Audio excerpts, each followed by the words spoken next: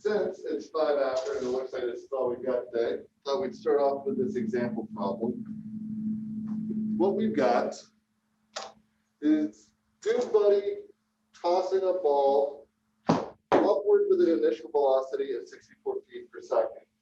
What we're going to do, and an initial height of 80 feet.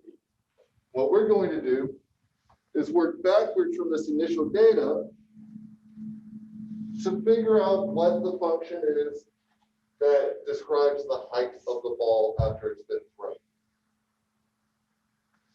So looking at this, there's a couple things we should know. The first thing is that height with respect to time, its derivative is equal to velocity, right? Yep. The derivative of velocity with time, that's going to be acceleration. We know acceleration because we're using feet and not meters like every other intelligent country in the world. That comes out to be 32 feet per second squared. In case you can't tell, I like the metric system. Because really, like feet, inches, what is this, guys? Anyhow, doesn't matter. So, this is what we go into this problem knowing. Now, we're given from this problem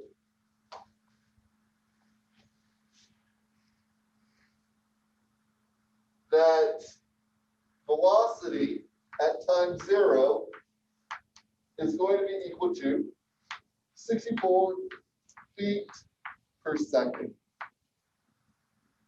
Height initially is going to be 80 feet.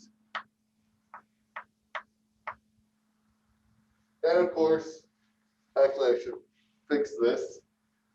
This is in the negative direction, so I need to put a negative sign here. And of course, we know that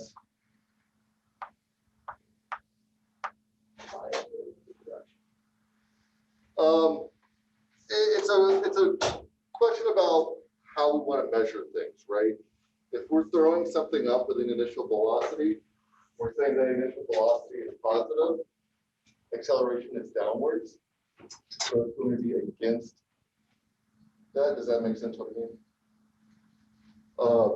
This is actually more of a physics problem in that way, but yeah, we're going to treat it this way here. But because acceleration is negative 32, and it's the derivative of these things, we also know that at is equal to negative 32 feet per second, and that's going to help us solve this, right?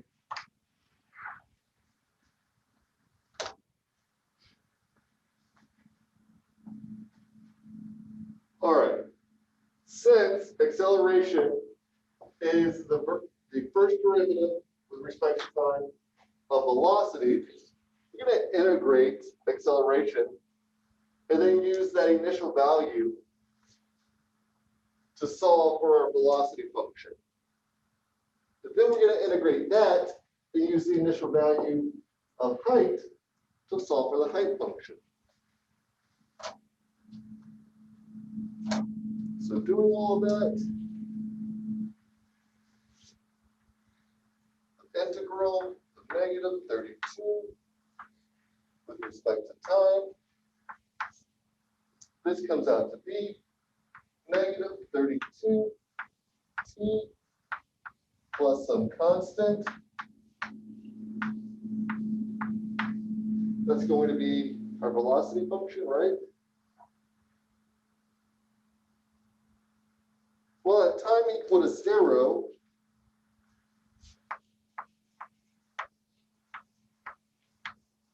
this is going to come out to be negative 32 times 0 plus c is equal to 64 feet per second.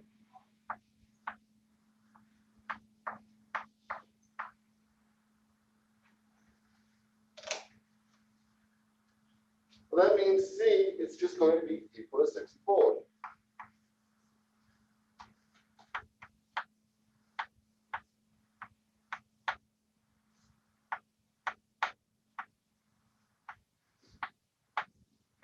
So our velocity function is equal to negative 32t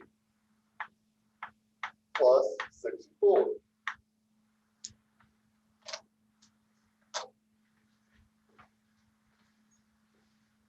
So far, so good. So let's go ahead and actually write that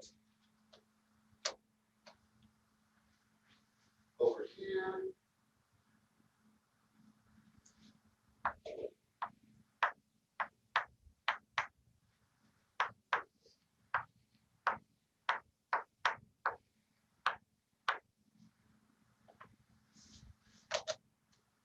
Now, we want to integrate this to find our function for height, and then use our initial data to solve for the constant from that integral, right? So what that's going to look like is the integral of negative 32 times t plus 64, all with respect to time. This is going to come out to be negative 16 t squared plus 64t plus c. What is this negative 16t squared? What happened there?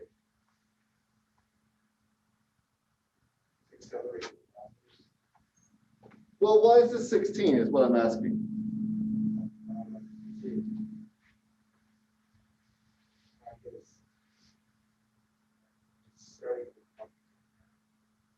Well, what I'm asking is, why did this go from negative 32 to suddenly jump to 16?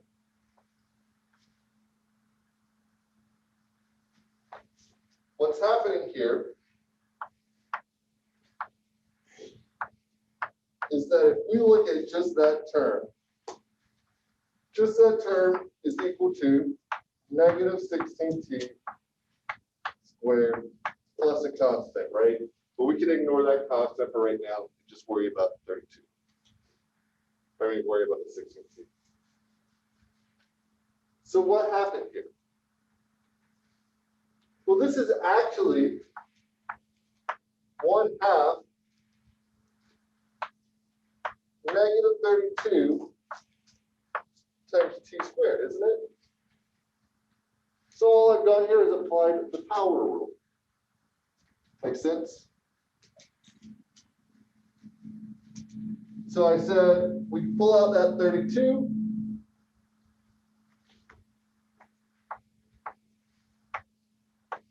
And integrate just t dt, which is equal to negative 32 times 1/2 t squared plus that constant, but we're going to ignore it for just the purposes of what we're doing right here. So that 1/2 times the negative 32 comes out to be negative 16. So for anybody at home who was looking at that, like, well, what happened? It's just the power rule. All right, so now I'm going to rewrite that just so it's a little bit better. Right, that couldn't be seen. Right now, we're going to use our initial data to find that C is going to end up being 80.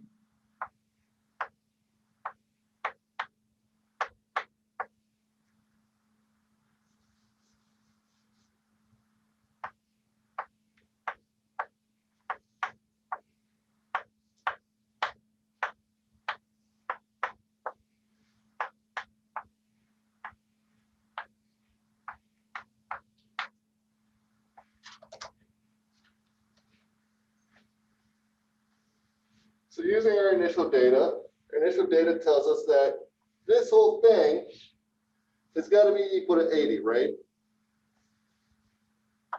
Well, that means C is going to be equal to 80. So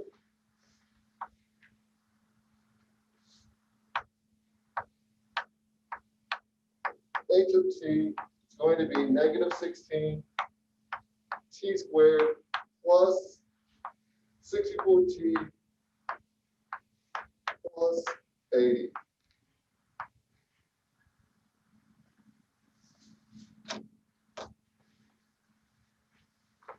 Does this make sense to everybody?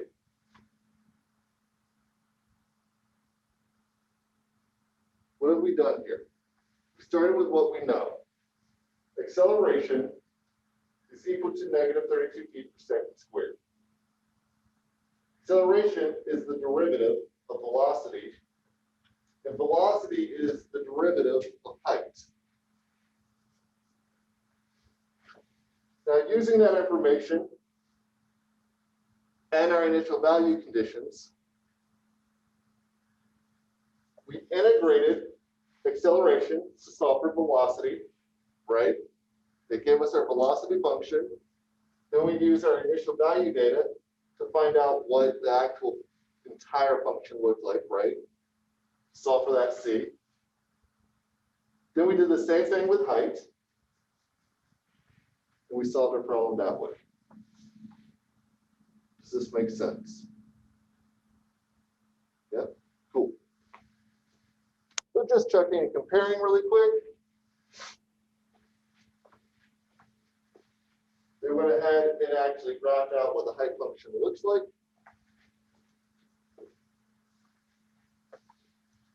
And they went ahead and told us what that function is going to be at the very top. But just checking our work to theirs, the same thing. Given initial data, we know the second derivative of position with respect to time is going to be negative 32. Integrated negative 32 with respect to time, solve for that C. So they found the exact solution for velocity. Then they did the same thing, integrated the velocity function, solve for C to find the exact solution for the position function. Then they went ahead and did some other work here. They factored everything out and solved the other extra problem that they had asked that I'm just going to hand wave over and ignore for right now.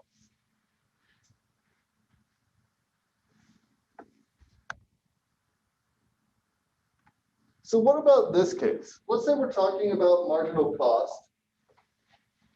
I tell you the marginal cost is 32 minus 0.04x.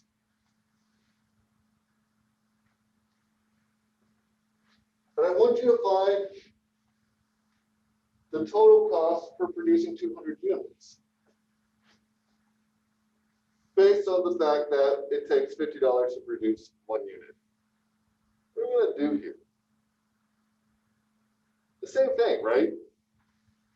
Just going to take our initial data and the marginal cost function and calculate the cost function, and then throw in 200, right?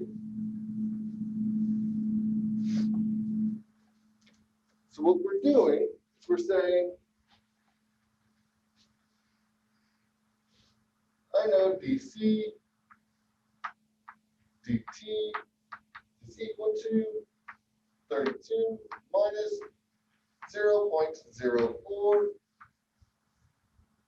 My bad, it's x.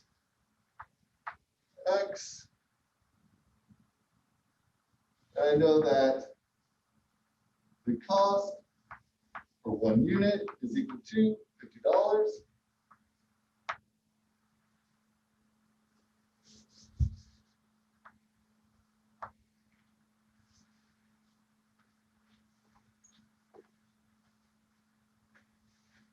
So here, it's going to integrate integrate dc dx.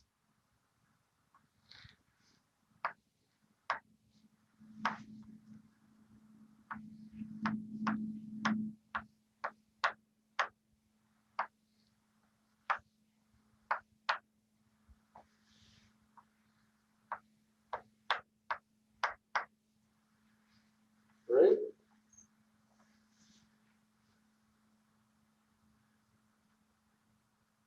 Folks at home, can you see the edge of that? No. No. All right, how far over? I can see the equal sign in the purple, Okay. and that's it. Okay. I mean, and then I can see like the green and stuff, but that's how far it is. Awesome. Cool. So about this line right here. Yeah. I did not see that line. No. Okay.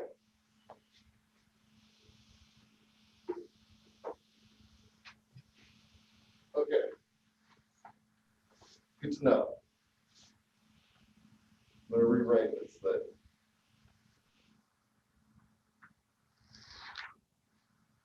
That you can see, I'm sure, right? Yeah.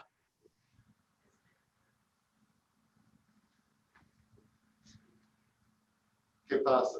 All right, cool. All right, sweet. Sorry about this, everybody. Awesome.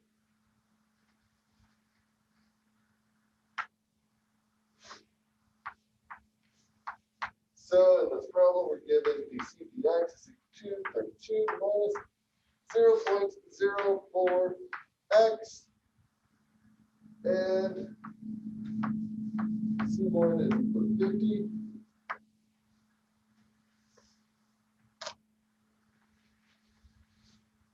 So C of x is going to be equal to the integral of 32 minus 0.04 x dx.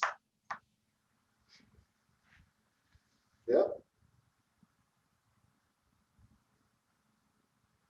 So when we integrate this now, using that sum of difference rule, break this up.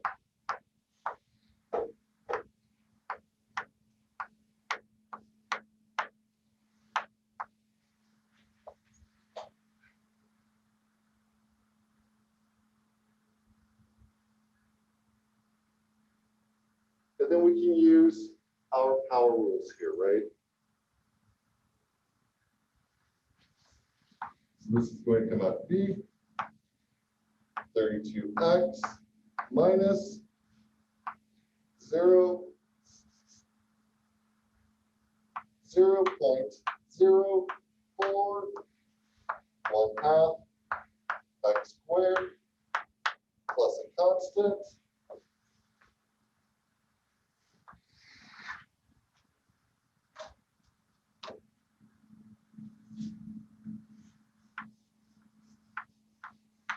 So the general form of our cost function is going to come out looking like 32x plus 0.02 x squared.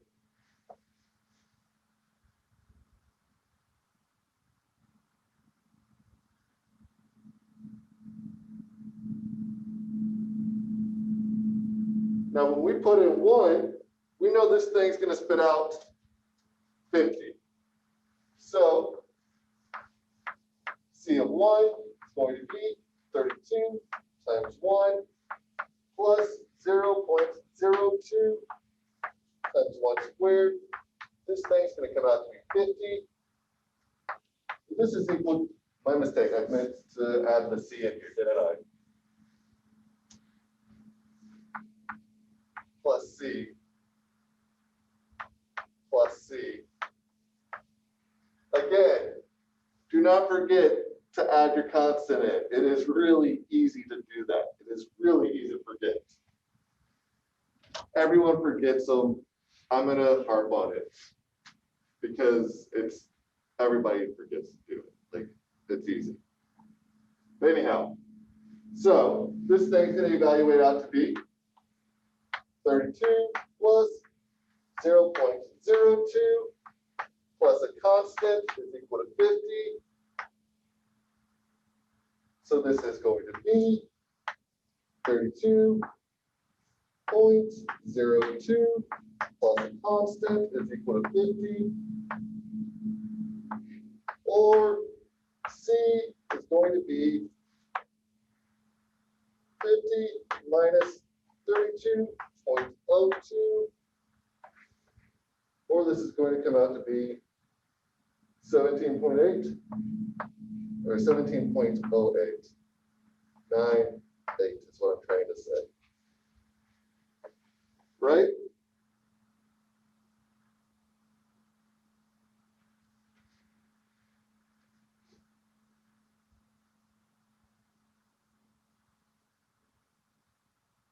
So what we just found is that our cost function is equal to 32x plus 0.02 x squared plus 17.98.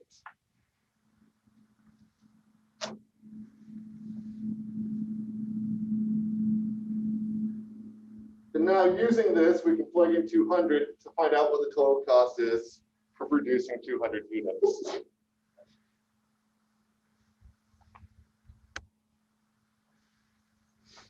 So looking at everything, I have a typo in here because it's supposed to come out to be 18.02.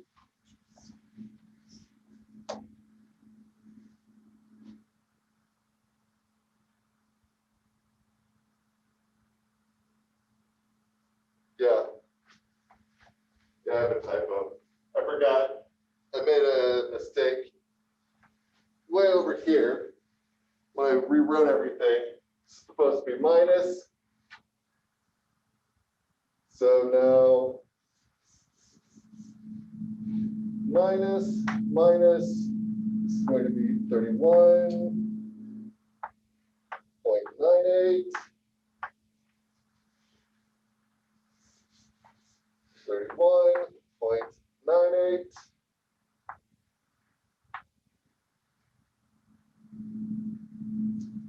Yeah, 18.02. And 18.02 down here.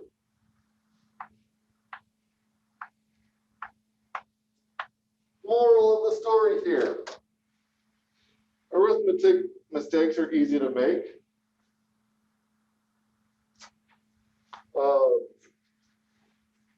Show your work so that you can go back and fix them, right? Like that mistake occurred right here and then followed all the way through. And homework, if we don't show our work, it's easy to have to redo this entire problem, and that would suck. We all make them. They happen. Anyhow, so seeing how this problem is solved, same idea, right? Integrate. Notice here they used a K. I should have probably done the same thing up there just to make things obvious and easy to read. Since we're already using a C, I probably should have used a K here. K here. Here. Here. And here. Just so that it was easier to read. And that's why they did it up there. So just because it's tradition to use C to represent a constant, doesn't mean we have to follow that always. We also use K, M, N, J, S, T. Make sense what I mean? Cool, so section 5.2. Section 5.2 is going to be about the general power rule and a substitution method. But before we really get into this, I want us to look back at the chain rule. Because the chain rule is going to make this a lot easier to understand.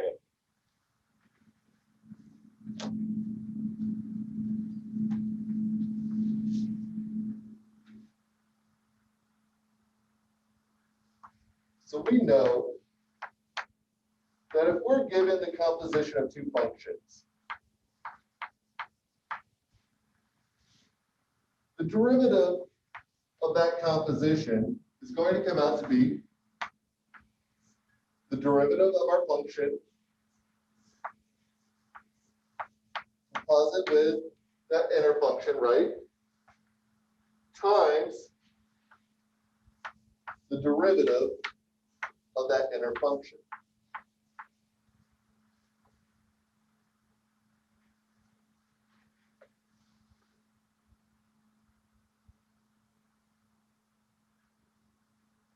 So knowing this, we should expect the integral of something like this to work the same way, right?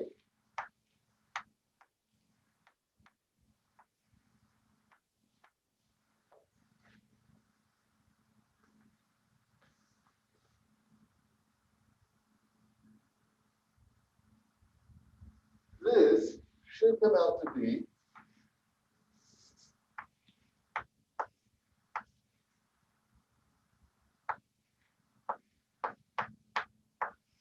something like this. Agreed?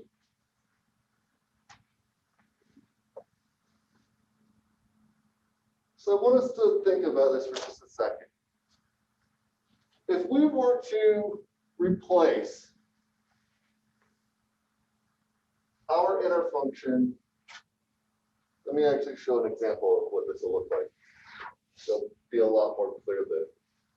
Let's say we have the integral of 3x squared plus 2, this whole thing cubed,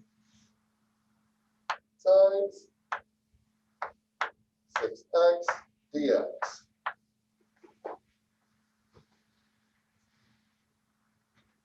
I argue this is an example of this.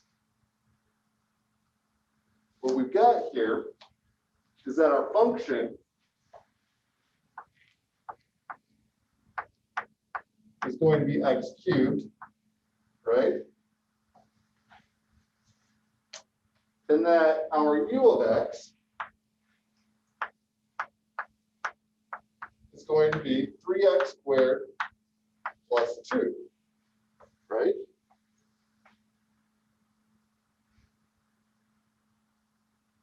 So if our inner function is ux, or is 3x squared plus 2, then du dx is going to be equal to 6x, right?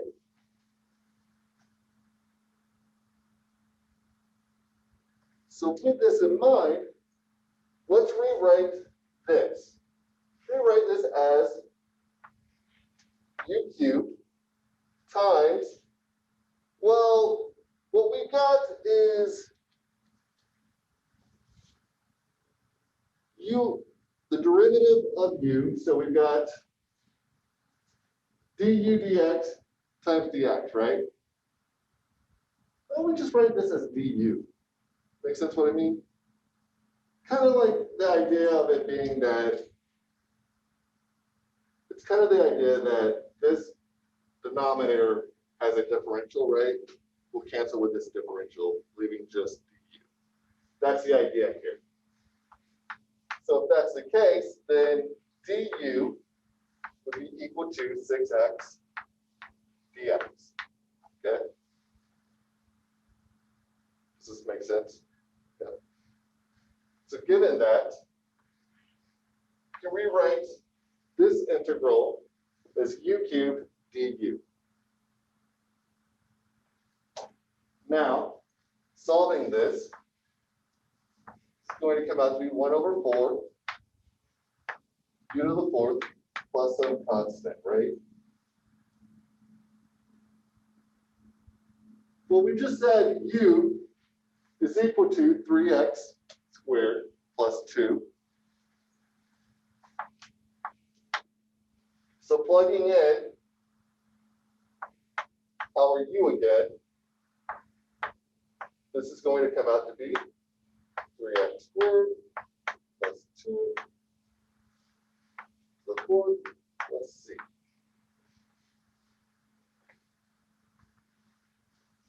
Let's take the derivative of this really quick. Comes out to be the same thing, doesn't it? What this is an example of u substitution. What we're doing here is we're saying, according to the chain rule, we can think of these things as kind of being like a function on some random value. We're going to call this u for right now, integrated with respect to u. That's how we've rewritten it, right?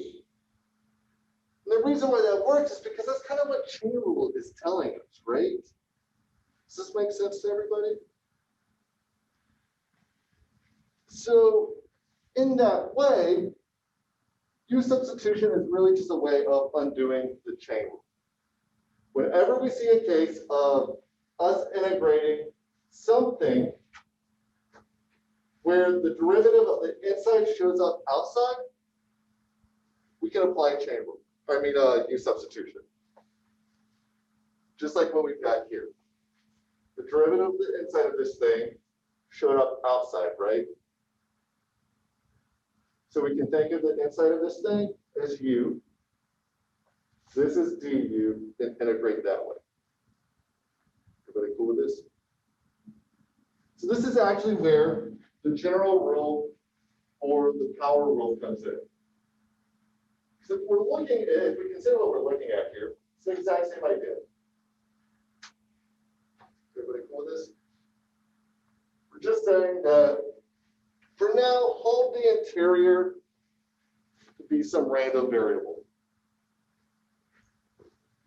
And then consider your differential dx times du dx to be some differential of that variable. And then integrate. So looking at a couple examples of this.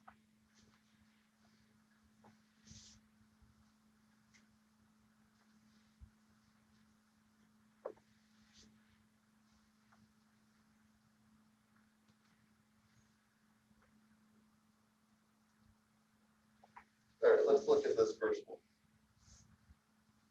You got 3 times 3x minus 1, the 4th power dx.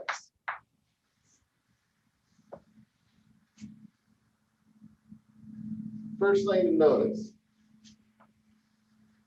if we were to declare 3x minus 1 to be u, then its derivative would be 3, right? And that happens to show up out here. So why don't we let u of x equal 3x minus 1, then du dx is going to be equal to 3, and du is going to be equal to du dx times dx, which is just 3 dx, right?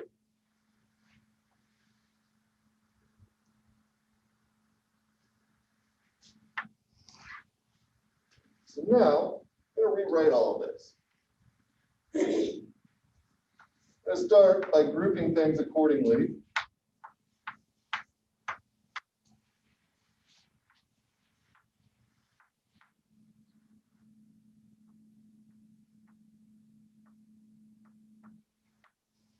By substitution, this is going to be like the integral of u to the fourth du. This is all going to be like 1 over 5 u to the fifth plus a constant. And now by subbing back in u,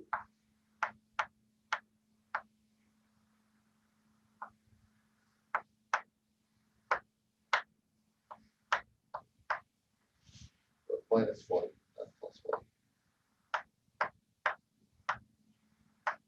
It's all going to come out to be 1/5 times the quantity 3x minus 1 raised to the fifth plus a constant.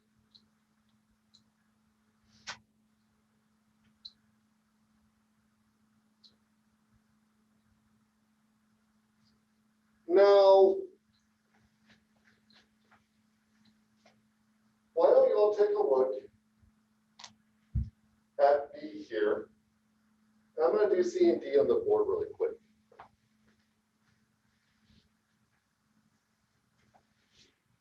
So I'd like for you all to try to solve B while I'm solving C and D up here.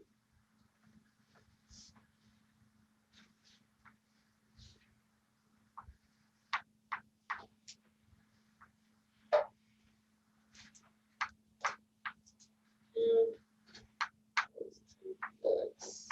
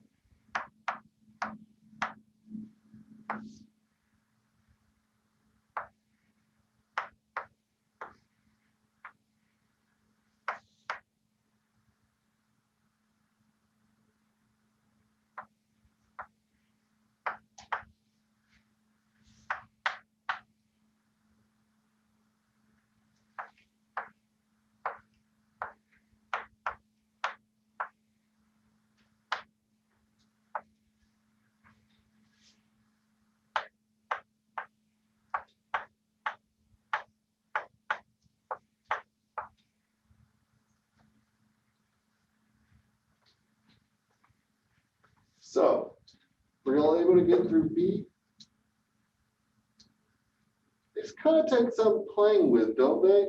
Like it's not immediately obvious how to go about some of these problems. So in the case of B, if we were to consider either one of these to be a U, which one would be the most obvious one, do you think? I'd say the second factor, right? But let's test it really quick. Say the derivative of x squared, you get 2x. Plus the derivative of x, you get 1. So 2x plus 1. It comes out to be that first factor. So here we've got our u, and now we've got our du dx times dx. So this thing's like u du, right? Cool with this?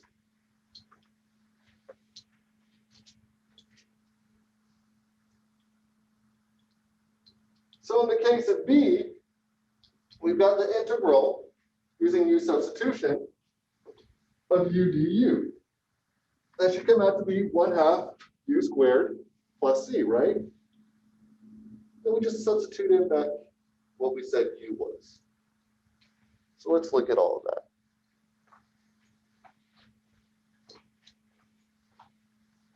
Here, we're declaring that x squared plus x is equal to u. Its derivative is 2x plus 1. So since I've got room on the board,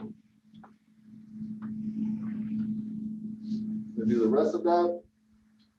They're saying that u is x squared plus x. Du is 2x plus 1 dx. So the integral of u du is 1/2 u squared plus a constant. And now we're going to substitute back in u.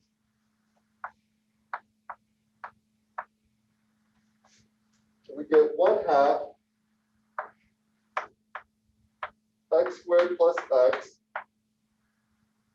that quantity squared plus a constant.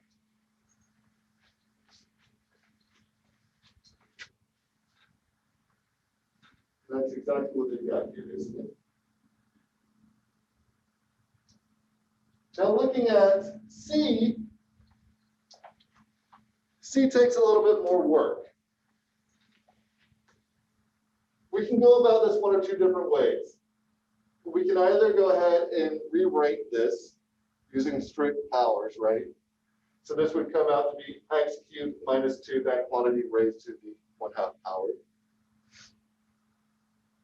But looking at this, let's go ahead and rewrite x cubed minus 2 as our u.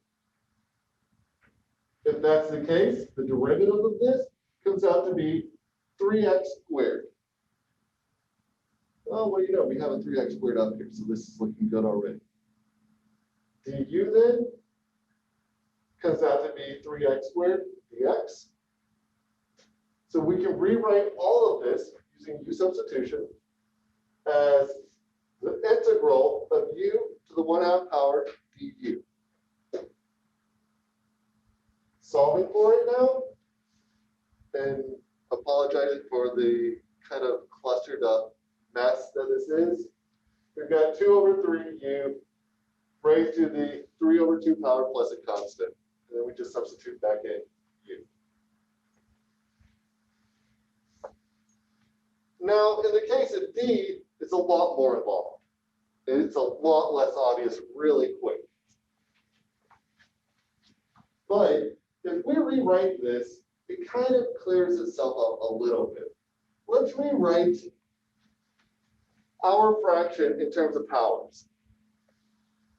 When we do that, we get this quantity 1 minus 2x squared raised to the -2 power times -4x dx.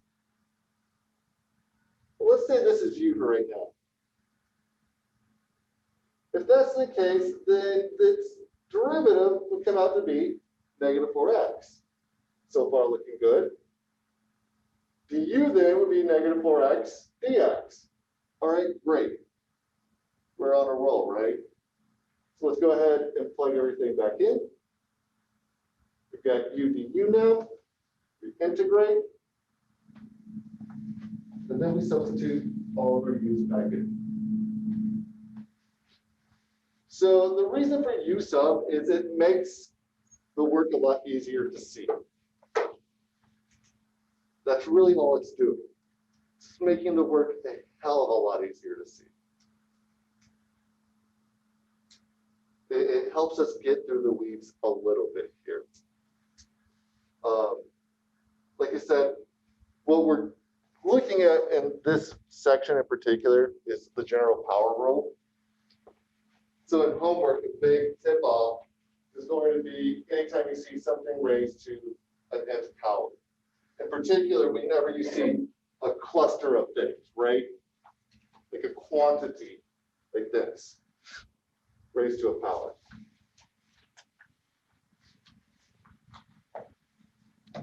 That'll be the big tip-off.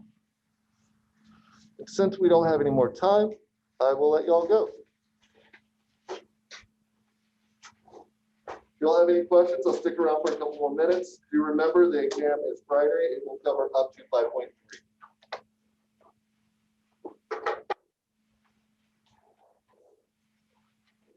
Also, for those at home, and for anybody who's curious, this was slide 47.